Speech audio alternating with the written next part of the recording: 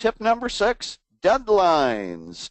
One of our recommended best practices is that deadline dates are a great vehicle for you to use to help everybody involved with the project see the due date for any type of task in your project. It can be for a summary task, it can be for a regular detailed task, or even a milestone task.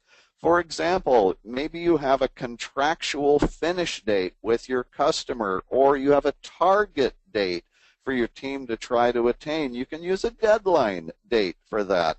Deadline dates will always display as a solid green arrow in the Gantt chart in Microsoft Project.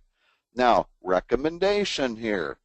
Remember I said minimize your use of inflexible or hard constraints. You can use deadline dates instead of constraints like must finish on or must finish no later than to provide greater scheduling flexibility in your project.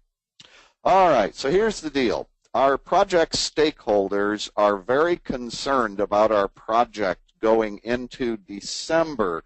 Their concern is that a lot of people are going to need to use up their unused vacation for the year. Let's pretend our company doesn't allow you to carry vacation forward. So our stakeholders want us to try to get the project done no later than December 11th to get ahead of all those vacation takers right at the end of the year. So how do we actually set a deadline date?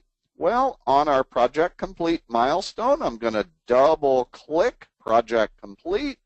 I'll go to the Advanced tab, and right up here at the top of the dialog is a deadline pick list.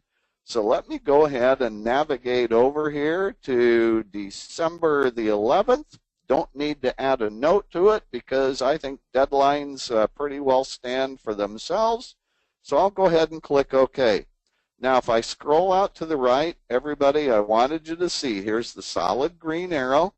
It's on Friday, December the 11th. That signifies when we want to try to be done with this project.